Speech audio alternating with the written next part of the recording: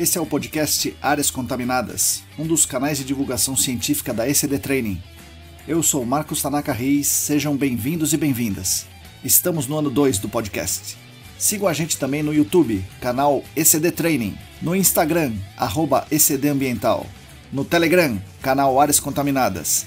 Assine a nossa newsletter e fiquem conectados. A trilha sonora foi composta pelos escalafobéticos Mauro Tanaka e Guilherme Durão, @AzalatoSampa e @Guilherme.Durão. Nossa missão é fornecer conteúdo de qualidade para que vocês ganhem poder pelo conhecimento e ao mesmo tempo dar voz às pessoas do GAC, reconhecendo seu papel e importância pessoal e profissional. O podcast Áreas Contaminadas é um espaço aberto e democrático com opiniões diversas sobre temas ligados ao gerenciamento de áreas contaminadas e ao meio ambiente. Todos e todas são bem-vindos. O oferecimento é da ECD Training e dos colaboradores do Apoia-se. A edição é de Lilian Coreiaço Rios.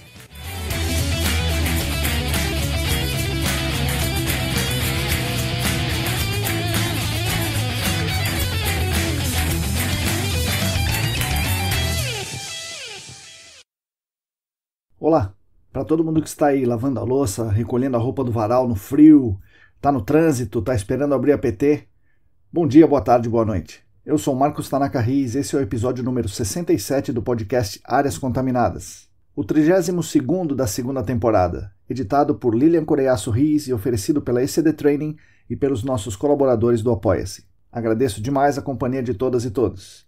Os nossos canais são mantidos com a ajuda financeira dos nossos colaboradores no Apoia-se. Quem quiser e quem puder contribuir financeiramente conosco será muito bem-vindo, muito bem-vinda e estará ajudando, além de mim, toda a nossa comunidade, garantindo a continuidade dos conteúdos gratuitos para todas e todos aqui no podcast e na newsletter. Para fazer essa contribuição financeira, é só acessar o site apoia.se/ecdambiental. É simples, é seguro e você escolhe como fazer esse eventual pagamento, se é com cartão de crédito, com boleto, etc. Gostaria de deixar público meus agradecimentos aos nossos colaboradores, que atualmente são os seguintes: Ábila de Moraes, Alain Humberto, Átila Pessoa, Bruno Fiscuc, Bruno Bezerra, Calvin Yost, Cristina Maluf, Denise Oliveira, Diego Silva, Fabiano Rodrigues, Felipe Nareta, Felipe Ferreira, Gilberto Vilas Boas, Heitor Gardenal, Heraldo Giachetti, João Paulo Dantas, Joyce Cruz, Larissa Galdeano, Larissa Macedo, Leandro Freitas, Leandro Oliveira, Lilian Puerta, Luana Fernandes, Luciana Vaz, Marina Melo, Mariluz Gomes, Roberto Costa, Rodrigo Alves, Sérgio Rocha, Solane Sampaio, Tamara Dias, Tatiana Citolini, Wagner Rodrigo, William Taquia e mais 7 apoiadores anônimos. Muito obrigado a vocês que são os principais responsáveis pela manutenção dos nossos canais de divulgação. Esse vai ser mais um episódio diferente. Ao invés de eu entrevistar algum convidado, vou fazer uma explanação com comentários sobre algum tema específico. Recebi diversos comentários e sugestões sobre a utilidade desse tipo de episódio, especialmente por trabalhador e a trabalhadora do dia a dia do gerenciamento de áreas contaminadas. Muita gente me disse que um episódio mais técnico, mais curto, mais direto ao ponto, é importante para empoderarmos mais as pessoas, falando de temas que nem todos têm acesso facilitado. Portanto, a ideia está sendo intercalar as entrevistas, que também são muito legais, nos ensinam muito e dão voz a muita gente do mercado, com esses episódios técnicos mais curtos. O último episódio desse tipo foi o número 65, em que eu falei sobre o TPH. A repercussão foi realmente muito interessante, eu recebi muitos comentários, críticas, sugestões, perguntas, bastante coisa, o que me deixou muito feliz. Recebi algumas mensagens me corrigindo e complementando o episódio, e isso foi demais, foi um negócio muito legal. As correções que as pessoas me indicaram eu falei na newsletter, mas eu vou falar delas rapidamente aqui hoje também. Antes do episódio em si, eu gostaria de dar alguns recados. Estão abertas as inscrições para mais um curso promovido pela parceria Senac e AESAS, um curso online e ao vivo. É um curso de Direito Ambiental voltado para o mercado de GAC, especialmente para os responsáveis técnicos, responsáveis legais e assessores técnicos. Se vocês ouviram o episódio com César Malta, perceberão que entender de direito ambiental para nós que somos técnicos no GAC é algo muito importante e é algo que falta muito para o nosso mercado técnico. As informações estão no site da AESAS, como sempre, www.aesas.com.br/eventos.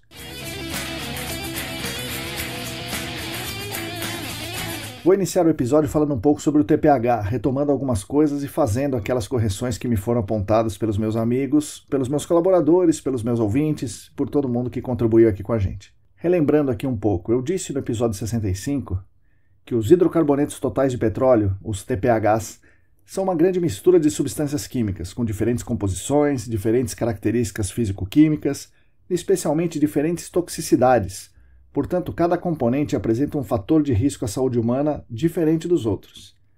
Mas como separar cada componente? Isso é uma grande dificuldade, sempre foi uma dificuldade. Para minimizar esse problema de separação, o que é aqui, o que é ali, o que tem mais toxicidade, o que tem menos, a CETESB, durante muito tempo, solicitou que os responsáveis técnicos e legais utilizassem como uma ferramenta de varredura inicial, o entendimento inicial da área, uma espécie de linha de corte, os padrões dados pela famosa lista holandesa.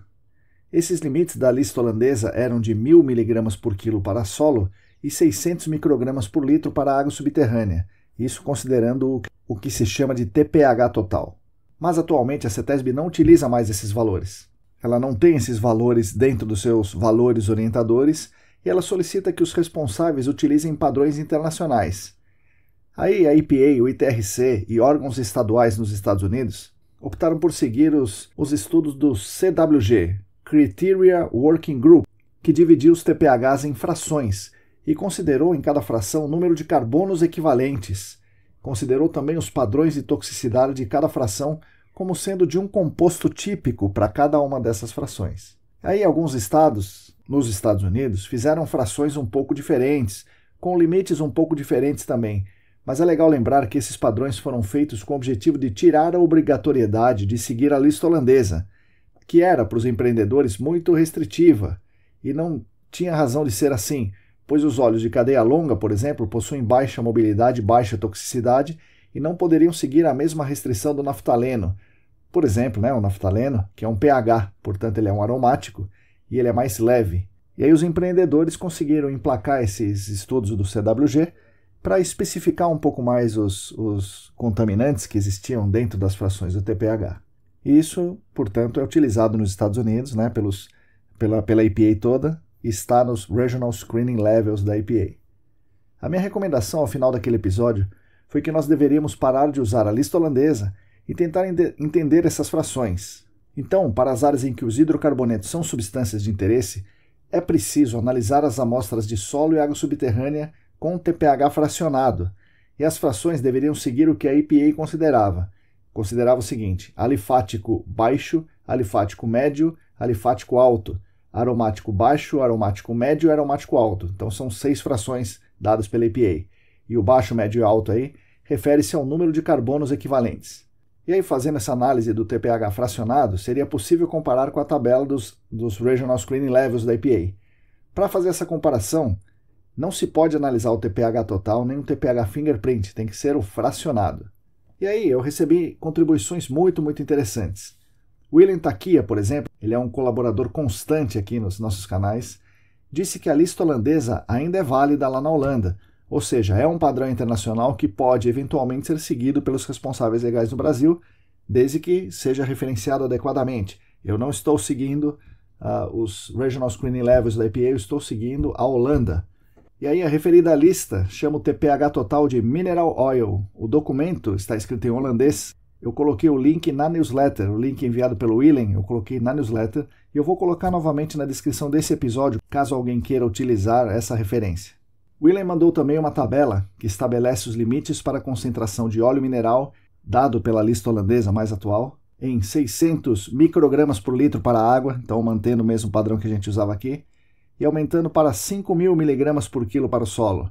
Sim, 5.000 miligramas por quilo. Para quem já fez uma amostragem de solo, sabe que 5.000 miligramas por quilo é uma concentração bastante alta. Então, a Holanda considera que o solo está contaminado com essa faixa de concentração, o que a gente considera que você pega o produto puro, nos poros do solo. E aí o William manda também outro documento muito valioso, muito interessante do Texas, com os limites para as frações do TPH, bem como as características dessas frações que são um pouquinho diferentes das frações CWG. É muito interessante também, colocarei o link na descrição. E uma outra dica ou correção muito importante que me foi feita foi a do Alisson Arrabal, que nos indicou um documento que é muito legal, os Regional Screening Levels User's Guide da EPA, que é o guia do usuário dos Regional Screening Levels. Então, muito interessante. Esse guia do usuário explica melhor as frações que eles lá na EPA consideram. Portanto, eles explicam bem as frações que devem ser comparadas com a tabela deles. E as frações são as seguintes: o que ele chama de Low Aliphatic, considera 5 a 8 carbonos, e o representante, ou seja, a substância química que representa essa faixa, é o N-hexano. Outra fração é o medium aliphatic, de 9 a 18 carbonos, e a substância representante é o N-nonano, de 9 carbonos, N-nonano. Aí eles têm o high aliphatic, que dá de 19 a 32 carbonos, e a substância mais representativa aí é o white mineral oil. Ainda no mesmo documento, ele considera que o low aromatic é de 6 a 8 carbonos, não de 5 a 8, mas de 6 a 8 carbonos, e o representante é o benzeno. O medium aromatic é de 9 a 16 carbonos, diferente do alifático que é de 9 a 18, o medium aromatic é de 9 a 16 carbonos. E ele pede para a gente calcular uma média entre o 2-metilnaftaleno e o naftaleno. E aí nós temos o high aromatic, que dá de 17 a 32 carbonos, e o representante dessa fração é o fluoranteno. Então essas foram as principais dicas e correções que eu recebi, são muito, muito interessantes. Recomendo que vocês leiam os documentos que o William e que o Alisson nos enviaram e que leiam novamente o documento do ITRC para o TPH, o RISC TPH. Vou deixar novamente o link na descrição desse episódio. Bom, agora vamos ao tema principal do nosso episódio de hoje, a atenuação natural monitorada, ou ANM, atenuação natural monitorada, ou ainda na sigla em inglês MNA. Primeiramente, eu queria falar algo que a gente sempre ouve em todas as aulas sobre esse tema, mas no dia a dia a gente acaba ignorando. A atenuação natural monitorada, pessoal, é algo muito diferente de não fazer nada e deixar que a natureza se encarregue das coisas. Também não é sinônimo de atingir as CMAs, concentrações máximas aplicáveis em um cenário de risco, por exemplo, de inalação de vapores em ambientes fechados a partir da água subterrânea, e esquecer tudo e largar lá a contaminação para que haja uma atenuação natural, entre aspas, até que os riscos potenciais de ingestão de água subterrânea sejam atingidos. Em resumo, não devemos simplesmente torcer para que haja uma atenuação natural. Devemos ativamente agir para comprovar que essa atenuação está ocorrendo e que essa atenuação irá, em algum tempo determinado, não em tempo indeterminado, tem que ser determinado esse tempo, em que possamos encerrar os riscos à saúde humana e aos bens a proteger, sejam esses riscos reais ou hipotéticos. Outro ponto realmente muito importante para a atenuação natural monitorada é que as fontes secundárias, ou seja, o solo contaminado, que essas fontes secundárias estejam removidas ou controladas. Esse negócio de fontes secundárias vale muito para os NEPLs, tanto o DNEPL, que é um negócio mais intuitivo, se você tiver DNEPL, você não vai ter atenuação natural, mas vale também para o LNEPL, e isso já não é tão intuitivo, uma vez que a gente costuma utilizar a espessura do produto, ou a chamada fase livre, nos postos de monitoramento, como parâmetro de verificação da presença do LNEPL. Como já sabemos, pois falamos muito aqui sobre esse tema, temos pelo menos 2 podcasts dedicados a isso, os episódios número 39 e o episódio número 63, e a gente sabe que para se identificar corretamente a presença do LNEPL, portanto, identificar corretamente a presença da fonte secundária que vai atrapalhar a sua atenuação natural, é preciso utilizar ou VOST, ou OIP, ou amostragem de solo de perfil completo, incluindo a zona saturada, e fazer uma adequada varredura durante essa amostragem. Os detalhes vocês podem ouvir nos episódios anteriores citados aqui. Importante, se houver fonte secundária, a atenuação natural não vai funcionar. Então, os protocolos de atenuação natural monitorada, todos os protocolos, servem apenas para as plumas em fase dissolvida. Isso é importante a gente ressaltar.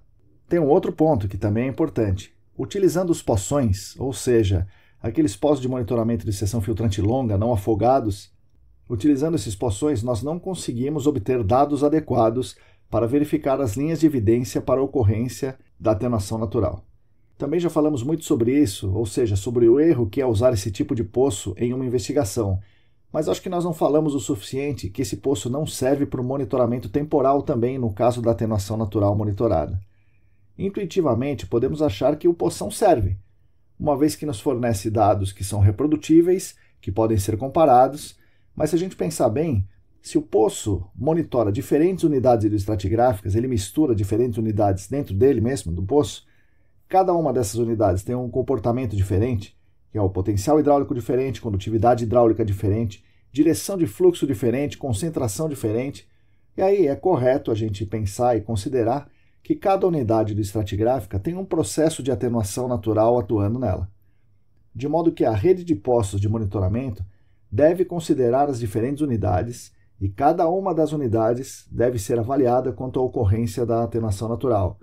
Os dados de evidência da ocorrência da atenuação natural devem ser coletados em poços adequados, e o poço adequado pressupõe que você os instalou em uma única unidade do estratigráfico com seção filtrante discreta. Mais uma vez, adianto que não sou um expert aí, master no assunto, mas eu já trabalhei algumas vezes com isso, com atenuação natural, acompanhei e avaliei alguns casos. Um dos primeiros livros da área do gerenciamento de áreas contaminadas que eu li foi o famoso livro Natural Attenuation, do Todd Wiedemeyer, do Charles Newell e outros colaboradores. Eu já li muitos artigos, muitos protocolos da EPA, do CERDP, do ITRC e tal. E eu tive para esse episódio aqui, e também em conversas do dia a dia, muitas dicas do meu amigo Diego Silva, que você já conhece aqui do podcast e do mercado, e é um dos grandes especialistas em M&A do Brasil, em atenuação natural monitorada do Brasil. Falando do uso da atenuação natural, os órgãos ambientais, os consultores e os responsáveis legais muitas vezes torcem o nariz para quem diz que utiliza a atenuação natural como técnica de remediação, pois eles desconfiam que é uma desculpa para não fazer o que deve ser feito, ou para disfarçar um não fazer nada, talvez por desconfiarem dos planos de monitoramento ou desconfiarem dos dados avaliados. Essas pessoas, esses profissionais, não botam fé no processo aí da atenuação natural. Mas, de antemão, dá para dizer que existem, sim, evidências científicas que o processo funciona e é viável em muitos casos, mas as premissas têm de ser seguidas e as linhas de evidência têm que ser sólidas, têm que ser coletadas, têm que ser analisadas e têm que ser muito sólidas. Dando uma olhada nos dados de 2019 da CETESB, esses dados diziam que a atenuação natural é a quarta técnica de remediação mais usada no estado, com 689 casos relatados utilizando essa técnica. Talvez alguém ache que em algum desses casos os responsáveis estão meio que deixando a vida me levar, mas o mais provável é que estejam coletando sim os dados para criar as linhas de evidência. De qualquer modo, é uma atividade, uma técnica muito usada aqui no Brasil, no estado de São Paulo pelo menos, e a gente precisa desenvolver mais isso, entender melhor essas linhas de evidência que vão dar o aval para dizer que a atenuação natural realmente está acontecendo. Quando usar ou quando não usar a atenuação natural monitorada? Bom, já falamos dos casos em que as fontes secundárias estão presentes, mas também podemos dizer que essa técnica, em boa parte dos casos, não pode ser utilizada sozinha, justamente por ter concentrações muito altas ou mesmo ter fontes secundárias. Por isso, deve-se usar uma outra técnica antes para remover essa fonte secundária, para tratar essa fonte secundária ou para tratar uma concentração muito alta em água subterrânea. É muito difícil ter uma concentração muito alta em água subterrânea sem ter a fonte secundária, mas em todo caso, você precisa remover essa maior massa para usar a atenuação natural com um complemento, Ou deve-se usar uma outra técnica antes, ou deve-se usar essa outra técnica concomitante com a construção das linhas de evidência da atenuação natural. Como vocês vão ver, a construção das linhas de evidência é um processo longo. Quanto antes você começar a construir essas linhas de evidência, melhor vai ser embasado o seu processo aí, Você vai estar mais seguro de que a atenuação natural está realmente ocorrendo em taxas que você considera adequadas. Nos casos em que só há contaminação em fase dissolvida, lembrando, mais uma vez, muitas vezes você acha que só tem na água, mas na verdade é que você ainda não achou a contaminação no solo, e ela está lá e você não achou. Mas enfim, nos casos em que há só contaminação em fase dissolvida, se a pluma estiver se expandindo, uma outra técnica deve ser utilizada antes ou concomitantemente com a atenuação natural monitorada. Se as concentrações dissolvidas estiverem estatisticamente diminuindo, ainda assim você precisa de outras linhas de evidência para comprovar que essa diminuição é realmente da atenuação natural. Para isso são necessários dados analíticos dos doadores e aceptores de elétrons envolvidos aí nas reações biogeoquímicas com os contaminantes. E, de preferência, coletar evidências da ocorrência dos micro-organismos envolvidos nos processos de degradação bióticos e, melhor ainda, evidências isotópicas que a degradação está ocorrendo pela via biótica ou pela via abiótica. Um outro ponto importante, uma dica aqui muito valiosa do Diego: os protocolos de M&A se referem basicamente a hidrocarbonetos de petróleo e a etenos clorados. Porém, a lógica de acumular linhas de evidência para comprovar que está havendo uma degradação natural do contaminante vale para qualquer contaminante, faltando descobrir quais são as linhas de evidência que são relevantes para cada substância química de interesse. Um metal tem outro tipo de evidência.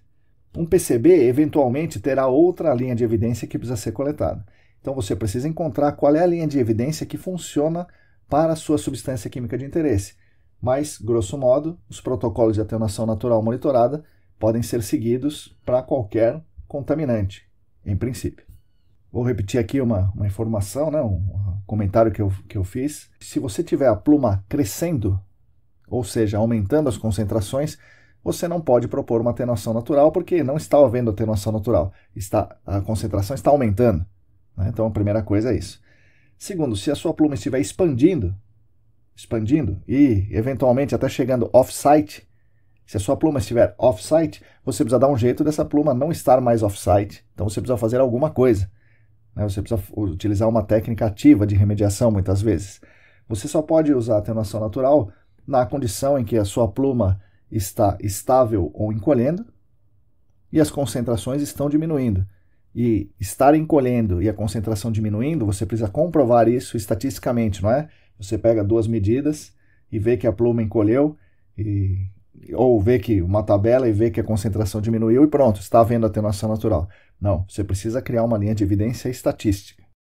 Bom, e aí uma vez feito o estudo, todo o estudo da atenuação natural, você pode chegar à conclusão que essa atenuação está ocorrendo e que as concentrações-alvo serão atingidas, mas serão atingidas em 200 anos, ou sei lá, 2000 anos, por exemplo. Essa, obviamente, é uma resposta negativa, mas é melhor uma resposta negativa que nenhuma resposta. Uma resposta dessa levará os tomadores de decisão a optar por uma outra intervenção antes da atenuação, ou mesmo uma intervenção em conjunto com essa atenuação para que mudem as condições de partida. Então, não é proibido usar atenuação natural monitorada para nenhuma substância química de interesse, mas você tem que conhecer tanto as linhas de evidência biogeoquímicas que podem atuar nessa degradação, quanto nos parâmetros espaciais e temporais que vão te levar a concluir se essa contaminação vai chegar a níveis aceitáveis. Outra questão relevante para ser levada em conta: a atenuação natural é diferente de diluição da pluma, ou seja, o simples fato das concentrações estarem diminuindo não é uma evidência clara de que está ocorrendo o fenômeno. É uma evidência, mas não é a evidência. Dando um exemplo extremo aqui, se você injetar água na unidade de estratigráfica monitorada, as concentrações diminuem. Mas não porque atenuou, e sim porque você diluiu essa concentração. Da mesma forma, flutuações sazonais do nível d'água podem causar essa alteração na concentração de fase dissolvida e você concluir que a concentração diminuiu, mas na verdade ela não diminuiu. Não houve atenuação, apenas houve uma diluição. Por isso você vai precisar de várias linhas de evidência. Relembrando, para que a atenuação natural ocorra, devemos ter eliminado ou controlado a fonte secundária. Eliminado a fonte secundária, todo mundo sabe o que é. E controlado significa determinar que essa fonte secundária não aporta mais contaminação para a fase dissolvida. Também é algo muito importante de se compreender. Novamente, usando o exemplo do El-Nepal, imagine que você faz sua amostra de solo, constatou a presença de El-Nepal trapeada, ou seja, presa nas argilas na zona saturada. E esse El-Nepal não era visto nos postos de monitoramento, então o El-Nepal está trapeado. Aí, embora haja El-Nepal trapeado, pode ser que ele não particione para a água subterrânea. Para verificar isso, instalamos poços de seção curta somente nas unidades de interesse, que podem ser a própria unidade onde está o El-Nepal, ou, de preferência, uma unidade de estratigráfica de fluxo que esteja em contato com essa onde o El-Nepal está. Esses instrumentos de verificação de fase dissolvida vão dizer se há ou não aporte de El-Nepal para a água subterrânea. E se não houver El-Nepal para a água subterrânea, a gente pode considerar que essa fonte secundária está controlada. Aí, falando em El-Nepal, você pode pensar que já ouviu falar em atenuação natural para áreas contaminadas por El-Nepal, com um produto, com a fase livre. Sim, realmente há esse entendimento, mas não trataremos disso aqui hoje. Esse protocolo específico chama NSZD, ou Natural Source Zone Depletion, uma atenuação natural da área fonte, nesse caso de uma fonte secundária que é o El-Nepal. Quem já ouviu falar, ouviu bem e é algo bem relevante. Mas essa discussão sobre a NSZD vai ficar para um outro programa aí mais para frente. Agora nós estamos falando da atenuação natural, como a gente entende a atenuação natural monitorada em fase dissolvida. Bom, antes de falar sobre as evidências que devem ser coletadas, eu gostaria de falar um pouco sobre os processos envolvidos nessa atenuação natural. Os processos são geralmente bióticos, mas também podem ser abióticos. Os processos bióticos podem ser de oxidação, pode ser de desclorinação redutiva, que são os mais comuns, mas pode também haver hidrólise, cometabolismo e outras coisas. O monitoramento da ocorrência desses processos deve ser feito olhando para os reagentes e ou para os produtos das reações de oxirredução que ocorrem naturalmente no meio, tendo os micro-organismos como protagonistas e os contaminantes como alimento ou então como efeito colateral dos processos naturais. Imaginando aqui os dois grandes grupos de contaminantes orgânicos presentes nas nossas áreas contaminadas, os etenos clorados, que vêm dos solventes clorados como o PCE e o TCE, e os hidrocarbonetos de petróleo. Cada um desses grupos segue, uma rota de degradação, e essa rota de degradação é que deve ser avaliada. Começando pelos hidrocarbonetos, o processo é um pouco mais intuitivo. Os hidrocarbonetos são as substâncias orgânicas que vão servir de alimento, entre aspas, vamos chamar aqui de alimento para os micro-organismos. E as reações químicas pelas quais esses micro-organismos obtêm a sua energia, os processos de NAD, NADH, NADP, ATP, etc., esses processos aí podem ser aeróbios, para os micro-organismos aeróbios, é claro, ou anaeróbios. Nesse caso, você tem micro-organismos anaeróbios. Nos dois casos, o contaminante hidrocarboneto é um doador preferencial de elétrons. Portanto, esse contaminante vai ser oxidado pelos processos de obtenção de energia dos micro-organismos. Em meio aeróbio, a reação principal de degradação é a oxidação direta do hidrocarboneto, onde os micro-organismos consomem o oxigênio dissolvido. Estamos falando de fase dissolvida, então o micro-organismo consome oxigênio, produz CO2, água e alguns sais. Assim, o hidrocarboneto vai ser consumido e vai sendo produzido CO2. Da mesma forma, o oxigênio dissolvido vai sendo rapidamente consumido, tornando o meio anaeróbio. E aí, nesse caso, os parâmetros a ser monitorados são o oxigênio dissolvido e o gás carbônico dissolvido. Em meio anaeróbio, e aí quando você depleta o oxigênio dissolvido, você torna o meio anaeróbio, ou às vezes o meio já está anaeróbio, que não tem oxigênio disponível. Outro grupo de micro-organismos entra em ação e predomina no meio, pois as condições ficam mais favoráveis a esses. Eles consomem a matéria orgânica e utilizam como aceptores dos elétrons doados pelos hidrocarbonetos. Esses micro-organismos vão utilizar como aceptores o nitrato, o sulfato, o ferro, o manganês e o gás carbônico. Devem ser monitorados, portanto, a relação nitrato-nitrito, nitrito é a forma reduzida do nitrato, sulfato-sulfeto, ferro 3, ferro 2, manganês 4, manganês 2 e CO2CH4. Se estiver ocorrendo a atenuação natural, as formas oxidadas, por exemplo, nitrato, sulfato e tal, vão sendo consumidas e as formas reduzidas vão sendo produzidas. Essa análise, você vai ter que analisar a forma oxidada e a forma reduzida, para saber se está havendo o consumo do nitrato e a formação do nitrito. Se estiver acontecendo isso, é uma linha de evidência que está ocorrendo a atenuação natural.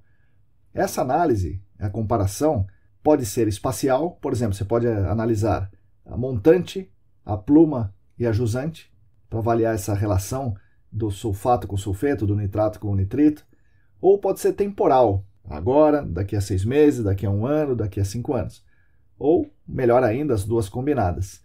Em uma situação ideal em que esteja havendo atenuação, veríamos a montante, altas concentrações de oxigênio dissolvido, nitrato, sulfato, ferro 3 e manganês 4. No hotspot veríamos o oposto, altas concentrações de nitrito, sulfeto, ferro 2, manganês 2 e metano. Não veríamos o CO2 porque nesse meio o CO2 seria oxidado a metano. Então não adianta você monitorar o CO2 em linhas gerais, só em casos especiais, mas monitorar o CO2 nesse caso não adianta porque ele também entra no processo. Faltaria identificar a taxa em que essa atenuação está ocorrendo. Aí você tem o software BioScreen, uma planilha Excel de acesso livre, que faz algumas dessas contas para a gente, e eles consideram também fatores abióticos, como dispersão, como retenção na matriz do aquífero, que são fenômenos que não interessam para a gente agora, nesse momento que eu estou falando nesse podcast. Ela é um fator importante, é uma linha de evidência, mas não é o que eu estou falando aqui. E aí você pode também fazer o balanço de massa estequiométrico das principais reações. Por exemplo, se você tem benzeno, você faz o balanço estequiométrico da oxidação aeróbia do benzeno. Depois você faz, com esse balanço estequiométrico, você faz um balanço de massa, e aí você tem um fator de atenuação. Por exemplo, seriam necessários X gramas de oxigênio dissolvido para oxidar 1 grama de benzeno. E aí você faz o oxigênio dissolvido a montante e na pluma, e você vê que está sendo consumido 5 gramas de oxigênio por litro de água, e quantos gramas de benzeno isso significa na degradação. Qual é o seu potencial de degradação, então? Essa é uma das maneiras de você fazer essa avaliação, de coletar essa linha de evidência da atenuação natural. E aí o mesmo vale para o metano produzido. Você pode amostrar o metano, você sabe que está sendo produzido o metano e você tem hidrocarboneto como a fonte de carbono desse processo, você tem uma estimativa de quanto contaminante está sendo degradado para produzir aquele metano. Claro que essa é uma das linhas de evidência, porque o oxigênio pode estar oxidando outra matéria orgânica que não é o benzeno, o metano pode estar vindo aí da degradação de outra substância, por exemplo, esgoto, etanol e por aí vai. Mas esse cálculo teórico do fator de atenuação é um belo ponto de partida para a gente. Então, recomendo fortemente que vocês façam. Essa é uma das linhas de evidência. Mais uma vez, não é a única linha de evidência. Bom, esses são os hidrocarbonetos. Saindo dos hidrocarbonetos, indo para os etenos clorados, o processo é um pouco menos intuitivo, mas também ele acontece. Pode ser verificável e tem muitos protocolos internacionais, livros, artigos que descrevem aí bem os processos. Basicamente, o que acontece é o processo de desclorinação redutiva. Ele é também chamado de declorinação redutiva. Já tivemos muitos debates e chegamos à conclusão que os dois termos estão corretos, mas eu prefiro desclorinação, então eu vou falar aqui desclorinação, tá legal? Não vou entrar em detalhe do processo, onde entra o hidrogênio, quais são os processos, ácidos e outras substâncias orgânicas que são cometabolizados aí nesse processo, mas basicamente funciona da seguinte forma. Os etenos clorados são etenos, portanto eles têm 2 carbonos com uma dupla ligação entre eles. Como todo mundo sabe, os carbonos são capazes de fazer 4 ligações simultâneas. Então, como tem uma dupla ligação entre eles, sobram 2 ligações para cada carbono.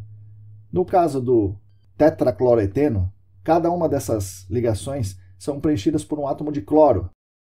Então, você tem 2 carbonos com uma dupla ligação entre eles e 4 átomos de cloro. Essa é a molécula do tetracloreteno, que a gente conhece como PCE. E aí, como é que ocorre a degradação desse PCE? Ocorre uma desclorinação redutiva, ou seja, uma perda de átomos de cloro, e essa perda de átomos de cloro da molécula ocorre em meio redutor. E aí a gente pode pensar que tem alguns parâmetros que podem ser monitorados para verificar a ocorrência e a taxa da ocorrência da desclorinação, que é o potencial redox do meio, então o meio deve ser redutor. Oxigênio dissolvido não deve ter, você deve ter uma depleção do seu oxigênio dissolvido. E os íons cloreto, que devem estar aumentando. Se ocorrer a desclorinação, você deve ter um aumento dos íons cloreto dissolvidos na sua água. E aí, então, diferente dos hidrocarbonetos, os hidrocarbonetos eles são oxidados, os etenos clorados perdem os cloros em meio redutor. Então, eles são reduzidos. Os etenos clorados são reduzidos para serem degradados. No meio redutor, são favorecidas as reações de substituição, em que hidrogênios substituem os cloros nas moléculas dos etenos clorados. Se um cloro for substituído por um hidrogênio, você deixa de ter um tetracloreteno para ter um tricloreteno. Analogamente, ao substituir mais um cloro, você tem o dicloreteno. E aí o dicloreteno pode ser o isômero cis, quanto o trans dicloreteno, pode ser o 1,1 dicloreteno, pode ser o 1,2 dicloreteno. E aí, se você substitui mais um cloro, você tem aí o cloreto de vinila, que curiosamente o cloreto de vinila, com apenas um cloro, é mais solúvel, mais volátil e mais tóxico que o próprio PCE. Então, o monitoramento da atenuação deve ser feito com bastante cuidado, e a aceleração dessas reações de desclorinação podem causar problemas ambientais mais sérios do que os originais. Eu já vi isso acontecer, vocês provavelmente já viram também. Na atenuação natural monitorada, a gente não interfere no processo, é sempre bom lembrar isso. Mas você tem também processo de redução química in situ, ou a bioestimulação, e fazendo isso você vai interferir nesse processo, você vai acelerar a criação do meio redutor, você vai acelerar essas reações de substituição do cloro por hidrogênio. Bom, nessas reações aí, os micro-organismos consomem a matéria orgânica disponível para produzir energia e usam os etenos clorados como aceptores de elétrons. Diferente do caso dos hidrocarbonetos, que esses são efetivamente a matéria orgânica que vai ser oxidada e consumida, e os aceptores de elétrons estão presentes no meio, como eu já falei aí, o nitrato, sulfato e tal. Nesse caso dos etenos clorados, a matéria orgânica presente no meio vai ser consumida. Então você precisa conhecer a matéria orgânica que está presente naturalmente no meio, porque ela precisa ser consumida, e os contaminantes vão ser os aceptores de elétrons, que serão transformados. Eles não vão ser degradados, né? Não vão ser destruídos, eles vão ser transformados meio que aí por tabela. Eles são os aceptores de elétrons. Para que ocorra a desclorinação, portanto, é preciso que haja matéria orgânica em quantidade suficiente, é preciso que haja os micro-organismos. Assim, em ambientes tipicamente com matéria orgânica em degradação, como, sei lá, aterros sanitários, esgoto, etc., a desclorinação ocorre com mais facilidade. E aí, curiosamente, nesse caso, a presença de nitrato, sulfato, ferro 3, CO2, competem com os etenos clorados para serem os aceptores de elétrons. Então, a presença elevada de nitrato, por exemplo, no aquífero, é um indício que não teremos uma boa atenuação natural de etenos clorados ali, porque o nitrato vai competir com o eteno clorado, e mesmo que haja degradação da matéria orgânica, é preferível, as reações vão preferir reduzir o nitrato do que reduzir o solvente clorado. Bom, falando aí dos processos, então, quais são agora? Vamos falar das linhas de evidência. Que linhas de evidência nós podemos olhar? Primeiro, a questão das plumas. Elas devem estar estáveis ou encolhendo. De preferência, devem estar encolhendo. Então, se a proposta é monitorar a atenuação natural, é importante, além de termos uma rede de monitoramento adequada, e eu digo adequada de verdade, não o que a gente costuma fazer, instalando poço a esmo, né, sem mais nem menos, mas uma rede de monitoramento adequada com postos nas unidades hidroestratigráficas corretas, e cada uma dessas unidades hidroestratigráficas com sua própria rede de monitoramento. Se a sua proposta é monitorar a atenuação natural, você tem que monitorar corretamente, você tem que ter uma instrumentação correta para monitorar. Pode ser importante, provavelmente vai ser muito importante, você instalar ainda mais poços nos lugares adequados para comprovar o encolhimento da pluma. Então, se você está pensando na atenuação natural monitorada, você já tem que começar a pensar em colocar mais poços no lugar certo, para você ter uma análise espacial mais adequada para verificar e comprovar que a sua pluma está realmente encolhendo. A seguir, em cada ponto, é preciso verificar estatisticamente que as concentrações estão caindo temporalmente, né? Com o tempo as concentrações estão caindo. Uma das análises estatísticas possíveis e mais usadas para isso é a chamada estatística de Mann-Kendall, que também é uma planilha disponível gratuitamente para baixarmos, e ela é da GSI. Isso que eu estou falando, do encolhimento da pluma espacial, né, que você vai ter que monitorar melhor, e da análise estatística temporal pela estatística de Mann-Kendall, vale para hidrocarbonetos e vale para etenos clorados. Basicamente, a estatística de Mann-Kendall funciona com 3 parâmetros. Isso eu estou falando de acordo com o que eu vi numa super aula do meu amigo e colaborador antigo aqui da gente, o Átila Pessoa, que manja muito desse tema, é um entusiasta da estatística, né? Bom, a estatística de Mann-Kendall funciona com a estatística S, com 3 parâmetros. A estatística S, o fator de variação dos dados. Esse fator de variação avalia o quanto os dados se afastam da tendência central. E o fator de confiança, que mede quantos dados se relacionam. Para realizar essa análise de Mann-Kendall, são necessários, no mínimo, 5 dados. E isso é um negócio muito importante. Isso nos faz imaginar que é fundamental pensarmos nas análises desde cedo no estudo do caso, para que tenhamos um número de dados necessário para essa análise estatística no momento que a gente vai tomar a decisão, no plano de intervenção. Meu amigo Átila recomenda também que se estude a variância temporal dos dados. Se a variância temporal for alta, a tendência de queda da estatística de Mann-Kendall ou a tendência de alta da estatística de Mann-Kendall são mais fortes. É uma linha de evidência mais forte. Então, se a variância temporal for alta, a tendência ou de queda ou de aumento fica mais robusta. Se houver pouca variância temporal, vai dar a entender que os dados têm uma tendência estável, ou que os dados precisam ser mais espaçados, você precisa coletar mais dados mais espaçados. Então, o estudo da variância temporal, o meu amigo Átila recomenda que você faça também. Depois que você faz isso com as análises das substâncias químicas de interesse, para comprovar que elas estão realmente caindo, deve-se analisar espacial e temporalmente os doadores de elétrons e os receptores de elétrons mais prováveis de serem encontrados na sua substância química de interesse. Ou seja, os insumos e os subprodutos das principais reações de oxirredução que indicam a atividade microbiana.